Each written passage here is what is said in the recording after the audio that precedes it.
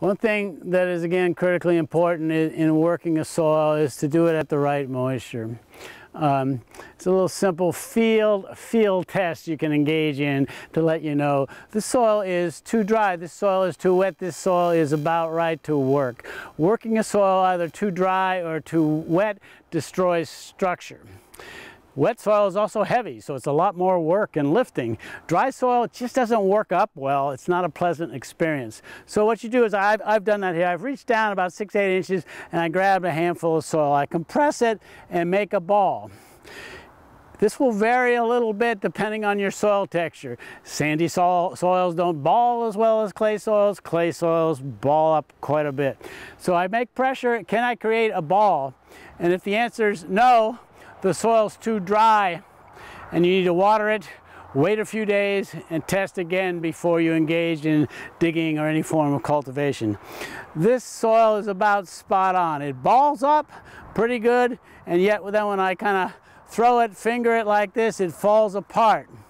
And let me also add, this is an exquisite soil as a result of 54 years of cumulative practices, various digging practices, initially double and single digging, now lighter form, and the copious addition, frequent, maybe not copious, addition of both compost and green manures.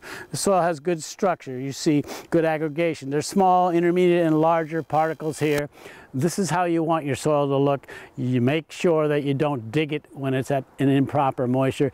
This is good to go. We looked at a soil at good moisture for cultivation or tillage. Let's look at a sample of a soil that's too dry.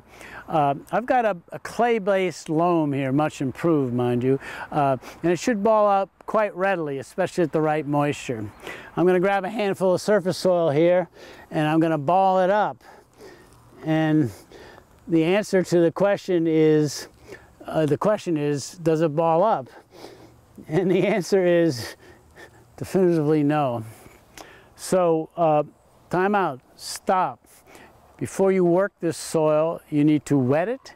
Wait anywhere from 2, 3, 5 days till it dries down. Do another moisture assessment so that it balls up and crumbles readily when you toss it in your hand or finger or thumb it like that, and then you're good to go. Again, working the soil when it's too dry is deleterious. It destroys soil structure. And as important, it's difficult to penetrate and lever the soil and shape the bed in the manner that you want to. Same thing is true on the other end of the moisture spectrum with a soil that's too wet.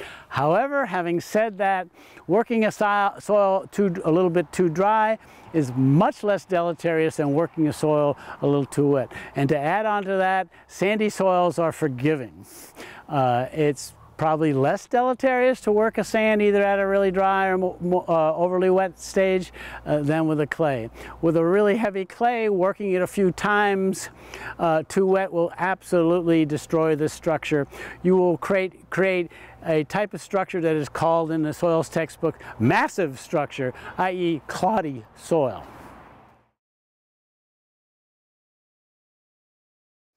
Here I have a handful of soil that I grabbed down at a depth of about 6 to 8 inches. I balled it up, I applied slight pressure to it, and it balls up. And that's a good indicator that there is adequate moisture in it and it's good to go in terms of tillage or cultivation. But then I'm going to just kind of slightly toss it in my hand and finger it like that, and you see that it readily falls apart. And that's another co-indicator. You're good to go with tillage. And again, let me note the beautiful structure of this soil. This is a well aggregated soil. Soil has individual particles of sand, silt, and clay, and that's okay, and you have as much sand or clay as you have, and that's just a given. But the way you work a soil cumulatively over time, your inputs will determine the structure of the soil, and what you want is an well aggregated soil. And aggregate is simply the gentle clumping together of the individual particles of sand, silt, and clay into bigger secondary units. And the principal way you do that is cultivation or tillage itself can do that as long as it's not too harsh or excessive. But the real thing that seals the deal is organic matter. Organic matter from compost, organic matter from green manure crops. These things have sort of slimy, mucilaginous exudates, as do soil microbes. So they are your tools to help create a well aggregated soil. Okay, off camera I've been accessing my inner child, playing with mud. I have overly wet this soil on purpose.